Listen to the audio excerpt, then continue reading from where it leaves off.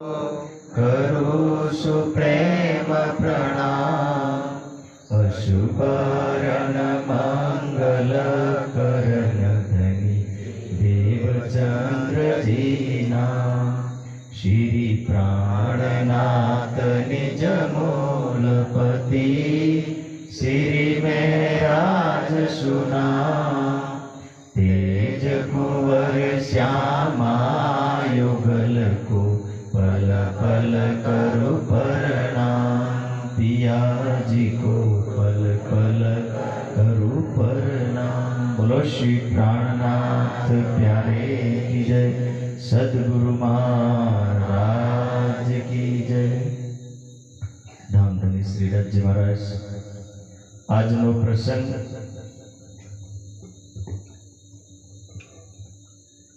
के जे खेल અને ખેલની અંદર આપણે ક્યાંથી પધારે? પરમ ધામથી।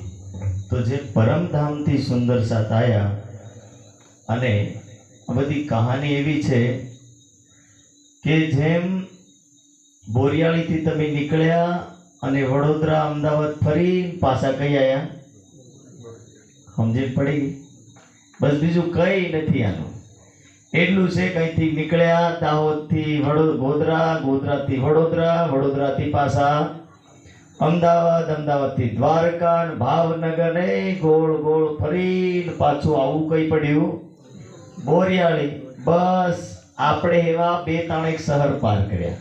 એ શહેરોનું નામ હું એકનું નામ બ્રજ પડ્યું, બીજાનું નામ રાસ પડ્યું અને ત્રીજાનું નામ પડ્યું જાગણી બ્રહ્માંડ। પણ આપણે હજુ અધ વચ્ચે અટક્યા છે। હજુ ક્યાં? એ નીકળ્યા ખરા પણ હજુ અટકીને કઈ બેઠા? અધ વચ્ચે। એટલે અધ વચ્ચે કહાની જે આપણી અટકી બ્રજની કહાની ચાલી। હજુ તો આપણે જે શરૂઆત કરી કયા શહેરથી શરૂઆત કરી? બ્રજ મંડળથી।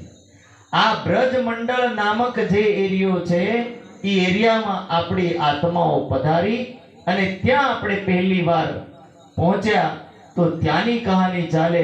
એ કહાનીની અંદર જ્યારે તમામ સુંદર સાત જેટલી બ્રહ્મ સૃષ્ટિઓ જે અહીં દેખાઈ રહ્યા, કોઈ પુરુષમાં કોઈ સ્ત્રીમાં, એ આ બધા લોકો કઈ હતા? બ્રજ મંડળમાં। પણ વિશ્વાસ આવે આપણે અગલા જન્મમાં કયા જન્મમાં હતા એ કોઈને ખબર પણ હતા આપણે એટલું માની લેવું।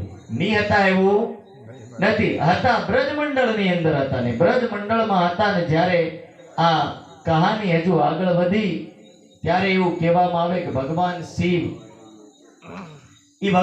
શિવ જ્યારે દેખ્યું કે સ્વયં પરમાત્મા દુનિયામાં પ્રગટ થયા ત્યારે ભગવાન શિવ આ દુનિયામાં આયા અને એક સાધુનો વેશ ધારણ કર્યો છે।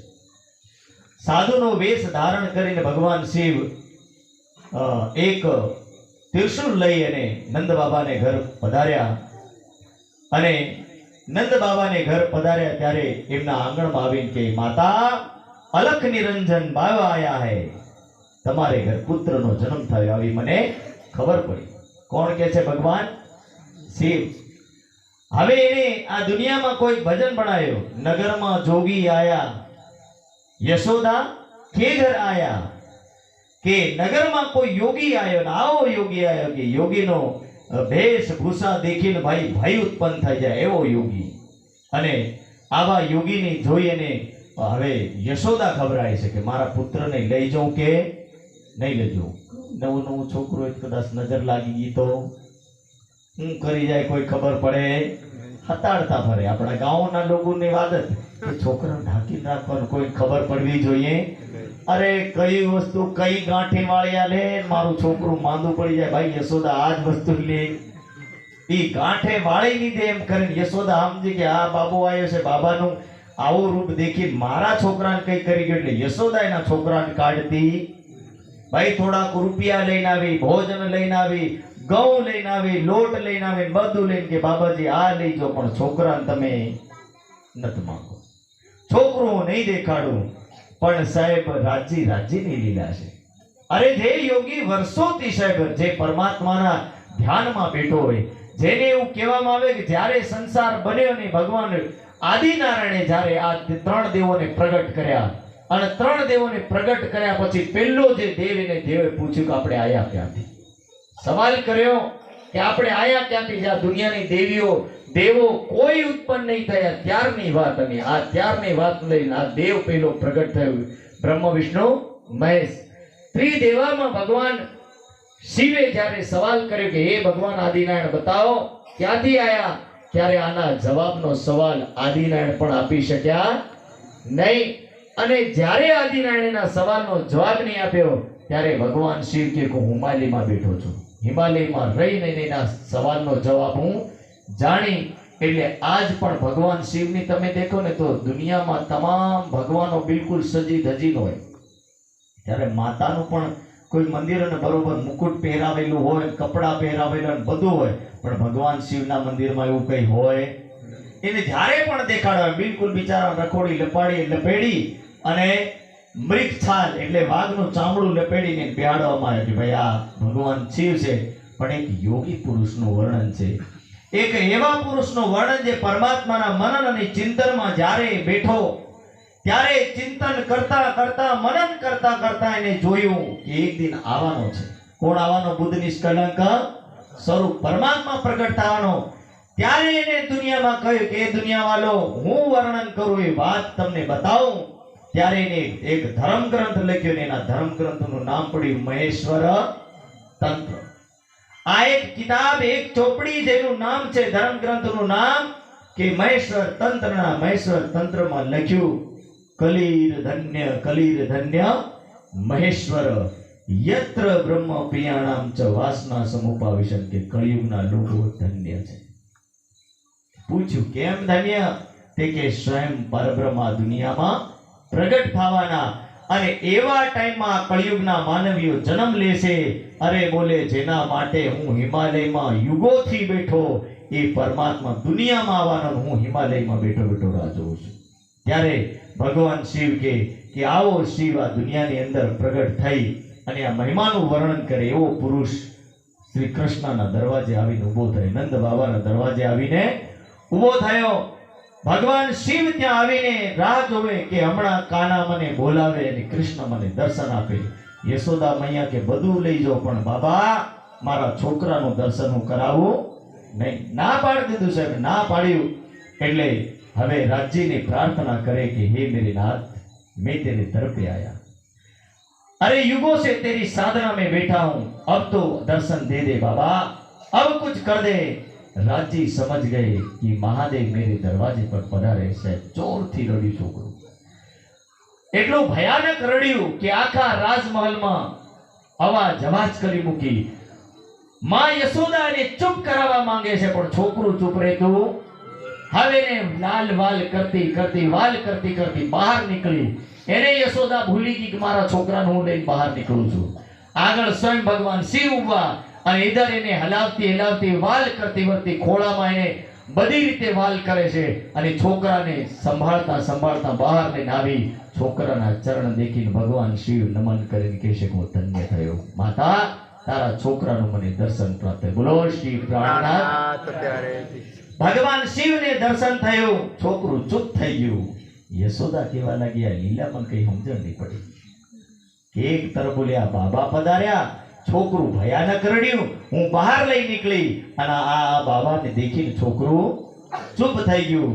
પણ આ કહાવત કેવલ એટલી કે જેમ સાસ કકડી થાય ને ઘરમાં તે વાત વહુને ખબર પડે, બધાને ખબર પડે, યાદ સસરાને ખબર પડે, યા વહુને ખબર પડે, બધાને ખબર પડે ને કે સાસ કેમ બર્તન ખકડાવે છે, આજ કઈ ઘરમાં ગડબડ છે. અને આ વાત केवल महादेव पधारे भेष बदल करके और उस भेष को देख करके ये बात केवल राज्य को पता चली, किसी और को पता नहीं चली. भगवान शिव दर्शन करके चले गए છે અને દર્શન કરીને ગયા. આ પ્રસંગ તો બહુ લાંબો છે, કોઈ નાનો મોટો તો છે. ભાગવત કથાનો પ્રસંગ 3 દિવસનો પણ આપણે 1 દિવસમાં પૂરું કરવું. આના બ્રજમંડળની અંદર આપણે 11 વર્ષ અને 52 દિવસ સુધી 11 વર્ષ અને 52 દિવસની અંદર અનેક ઘટનાઓ થઈ. અને અનેક ઘટનાઓ થઈ. એમાં એક ઘટનાનું તમને વર્ણન કરું કે સખીઓ ધીરે ધીરે 5 વર્ષ સુધી ગઈ અને સખીઓના મનમાં માયાનો પ્રભાવ પડતો ગયો. એમ તો પરમધામમાં સખીઓ કહ્યું, રાજ્ય મહારાજ हम आपको नहीं भूलेंगे, आप चिंता मत करना, पर मजबूरी ये थी कि यहाँ आकर के सबके सब भूल गए. अब कोई देव को पूजने लगा, कोई देवी को पूजने लगा, कोई भगवान को पूजने लगा. राज्य के कहने लगे कृष्ण के रूप में कि अब मैं करूं तो करूं क्या, હવે શું કરું?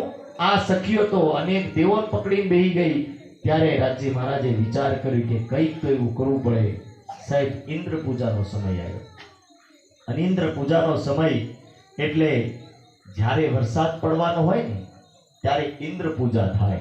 ઓરવાનું આપણે થાય ને, આપણે નારિયેળ ફોડીને ઓરવાનું શરૂ કરી દઈએ. એ નારિયેળ ફોડી એ પણ એક પ્રકારનું ઇન્દ્ર પૂજા જ કહેવાય. તો કે ઇન્દ્ર પૂજાનો સમય આવ્યો અને ઇન્દ્ર પૂજાના સમયમાં લોકો ઇન્દ્રને પૂજવા લાગ્યા. આખું બ્રજમંડળ અનેક હવન, અનેક પ્રકારની પૂજા પાઠ પદ્ધતિ થવા લાગી. આવી પૂજા પાઠ પદ્ધતિને જોઈને ભગવાન શ્રી કૃષ્ણ વિચારવા લાગ્યા કે આ સખીઓને તો રોકવું પડે. અને સખીઓને રોકવા માટે સ્વયં ભગવાન શ્રી કૃષ્ણ એમને કહે છે કે આપણે છે ને એક કામ કરીએ કે આપણને ઇન્દ્ર કઈ હાલતો નથી, તો કે આપણને આલે કોણ, આપણી ગાયો કઈ ચરે, તો કે ગોવર્ધન પહાડ ઉપર, ગોવર્ધન ડુંગર ઉપર. તો કે એક કામ કરો, આપણે ગોવર્ધન ડુંગર ઉપર જઈને ત્યાં પૂજા કરીએ.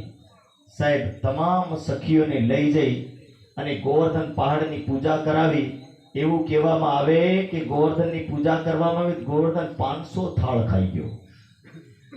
હવે સત્ય છે કે અસત્ય ખબર નહીં, પણ કથામાં સાંભળવા આવે કેટલી થાળ ખાઈ ગયો?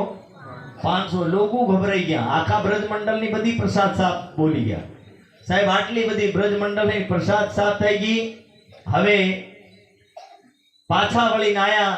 એ વાત નારદ મુનિ ઇન્દ્રને જઈ કહી કે ભગવાન ઇન્દ્ર, કળિયુગમાં ધરતી ઉપર બોલે બધી જગ્યાએ તમારી પૂજા થાય, પણ બ્રજમંડળમાં તમારી પૂજા તે કે કોણ છે? તે કે નંદ બાબાનું રાજ્ય છે અને ગોપીઓના નામથી જાણીતી ત્યાં સખીઓ રહે છે.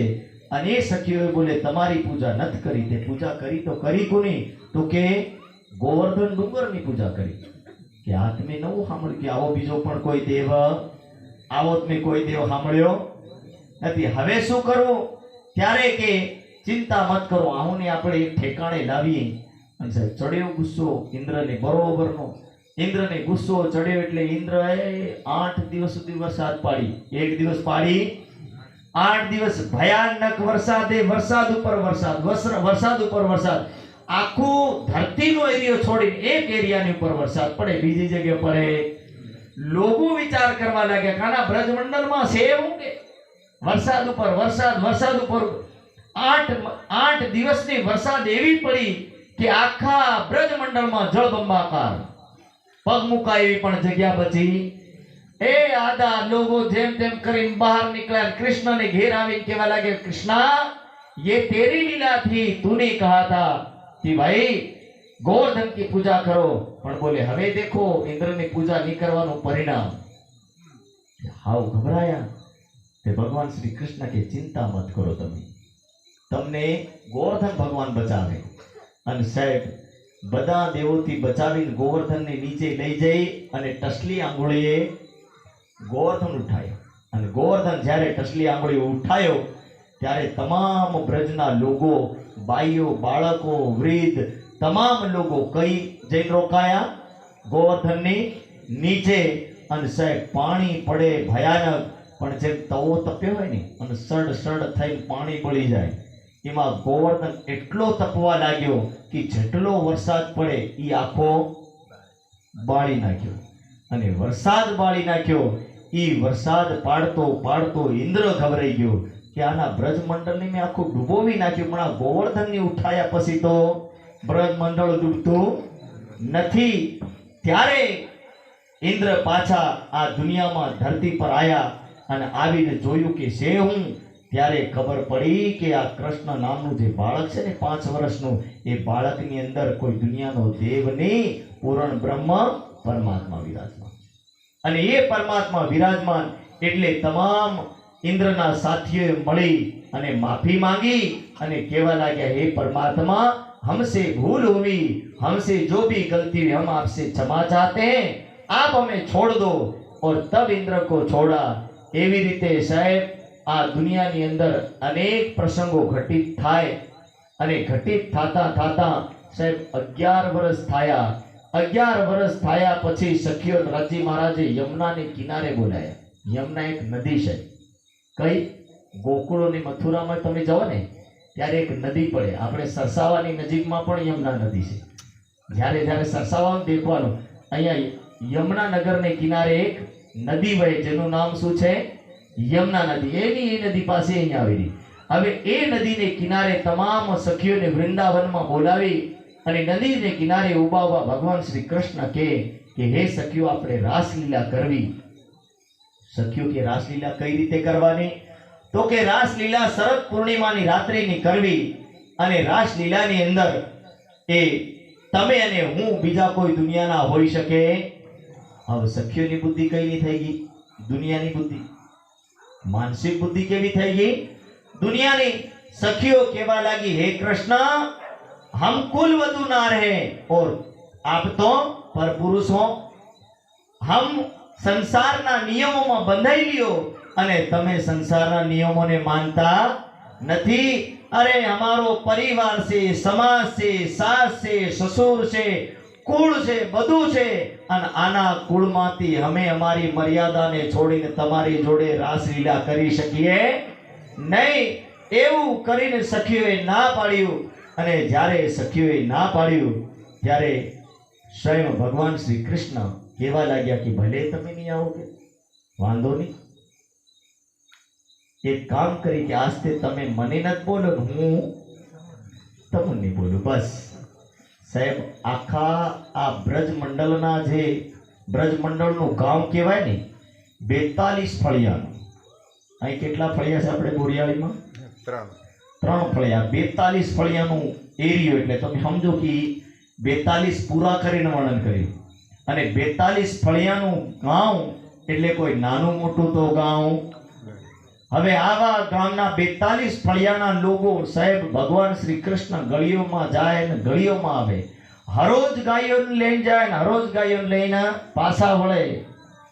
અને સાહેબ ગ્વાલ બાલો હાથી બધા હાથી વાત કરે, પણ સખીઓ રાસ્તા ઉપર ઊભી ઊભી જોવે પણ કૃષ્ણ કોઈને બોલતા.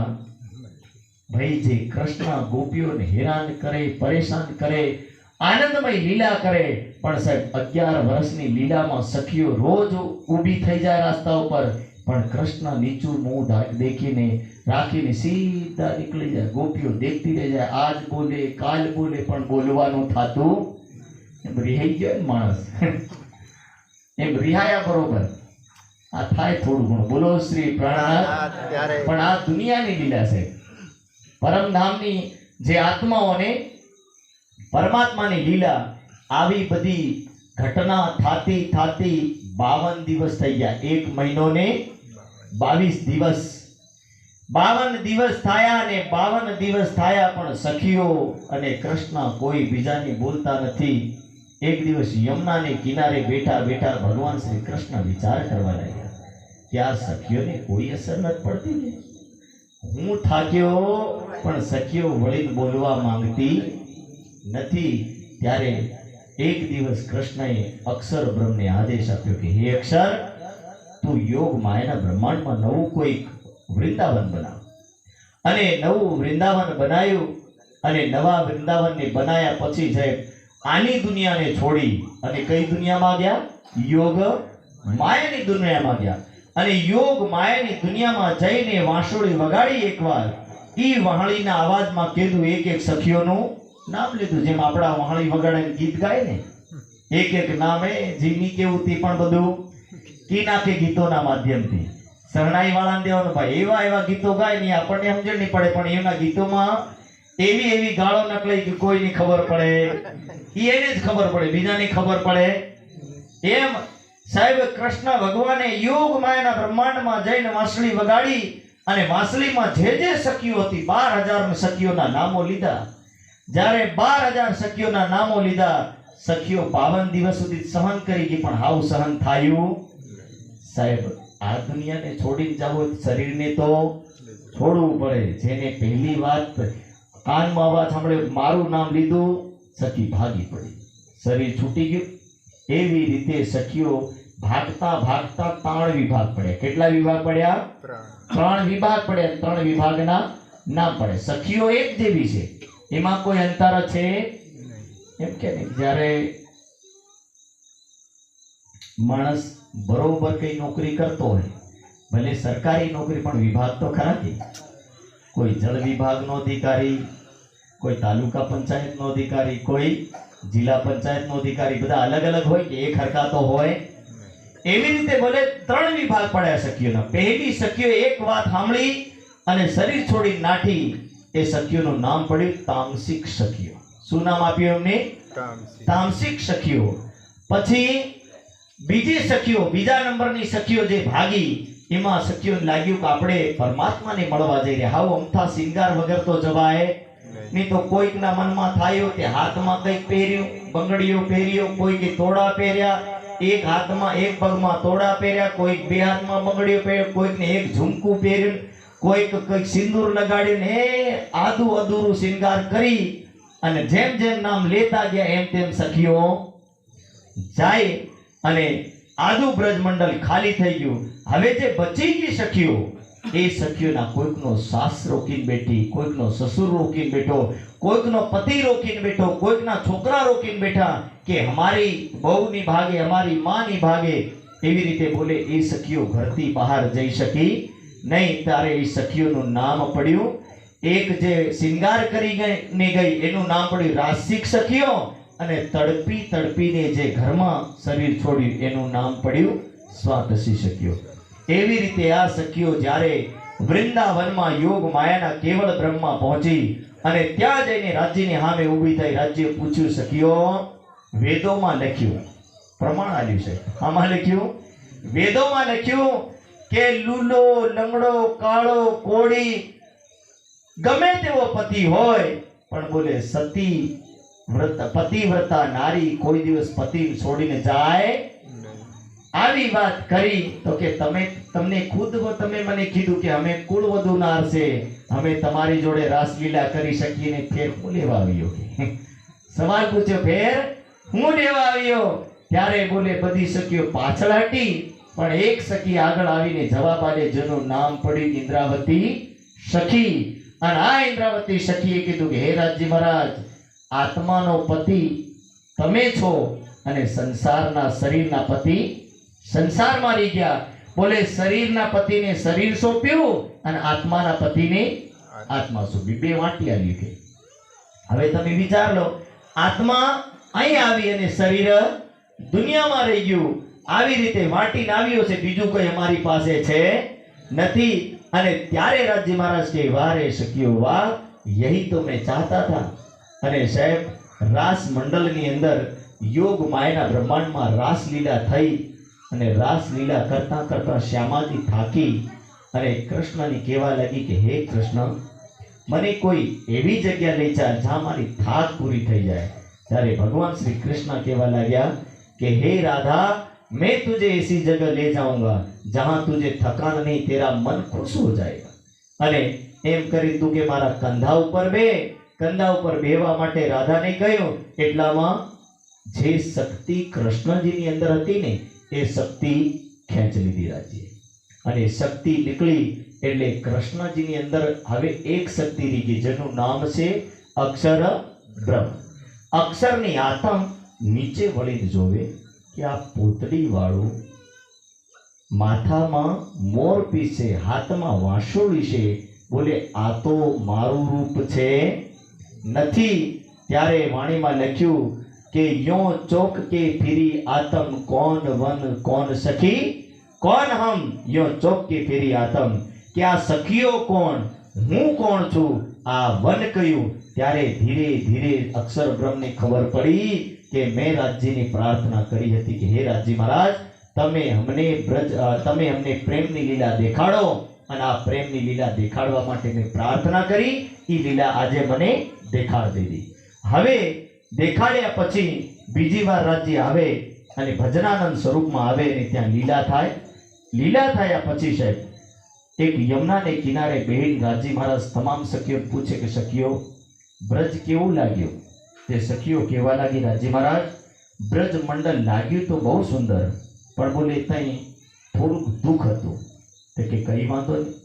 રાસ મંડળ કેવું લાગ્યું? તો કે રાસ મંડળમાં જે જુદાગી હતી ને એ થોડુંક વધારાનું દુઃખ હતું.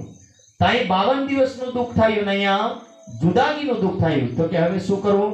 તો કે હવે વાલા એટલું માંગુ ખીણે કલગા ના થઈએ કે હે મેરે નાથ, હવે એવી કોઈ જગ્યા લઈને જાઓ કે જ્યાં આપણે અને તમે અલગ થઈએ નહીં. એવી જગ્યા લઈને અમે પધારો. ત્યારે કીધું કે હે સખીઓ, જ્યાં દુઃખ નથી, જ્યાં કષ્ટ નથી, એ પરમધામ છે, બીજું કોઈ ધામ છે નથી.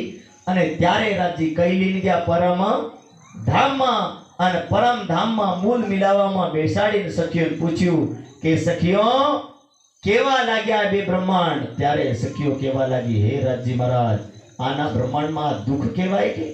આને અમે દુઃખ માનીએ નહીં, કારણ કે દુઃખ જેવું અમને તો કઈ લાગ્યું. ફરી ગયો સખીઓ પરમધામમાં જઈને. બોલો શ્રી પ્રાણનાથ. આ એક ઉદાહરણ તમને સમજાવું છે. એક એવો ઘટના ઘટિત થઈ છે. ઘટના એવી ઘટિત થઈ કે એક છોકરો ને એનો બાપો બજારમાં ફરવા નીકળ્યા. ત્યારે છોકરું ચીકુન જોયું કે ખબર, અરે બાપા બાપા પેલા ચીકુ છે, મને થોડાક લઈ આવ્યો. તેનો બાપો કે અરે બેટા આ કઈ ચીકુ કહેવાય કે? અરે આ ચીકુડી કહેવાય, ચીકુડી કે. આ તો નાનું ચીકુડી કહેવાય કે આપણે આવડા આવડા ચીકુ કે. લે ભાઈ છોકરું બોલે બાપા ચાલ કઈ વાંધો નહીં કે આપણે આવા મોટા મોટા ખાઈશું. છોકરું ત્યાંથી રાજી થઈને નાચ જતું રહ્યું. અને ધીરે ધીરે એ આગળ ગયા. તે છોકરું કેરીઓ જોઈ. તો કે આ કેરી કહેવાય કે? આ તો નાની નાની કેરીઓ કહેવાય કે, આપણે તો મોટા મોટા કેરા મળે કે. અરે તારું ભૂલું સાહેબ, છોકરાને એવું રવાડે ચડાવ્યું. ધીરે ધીરે સાહેબ છોકરાને ઘેર લઈને આવ્યો. અને ઘેર લઈને આવ્યો. ઘેરને પેલું છોકરું પૂછે બાપા આ મોટા મોટા ચીકુ મોટા મોટા કેરા કઈ છે કે? તો કે ઈ કઈ નહીં મળે ઘેરમાં, ઈ હું તને ખાલી ભણાવતેલો. પેલીની માં પૂછે બેટા તારો બાપો કઈ ગયો? તો કે બાપો થોડી બાપુડી કહેવાય કે. સીધું ઉત્તર આલ્યો, આને બાપો ના કહેવાય કે. કેમ? તો કે ઈ મને એવું જ પાઠ ભણાવી લાયા એટલે તમને કહું. એટલે આ વાત એવી થઈ છે. રાજી મહારાજે પૂછ્યું સખ્યો આને દુઃખ કહેવાય? તો કે ના ના ના રાજી મહારાજ, આને કઈ દુઃખ કહેવાય કે? આને દુઃખ કહેવાય? રાજી મહારાજ કે ચિંતા ના કરો કે તમને એવું બાંધી આલું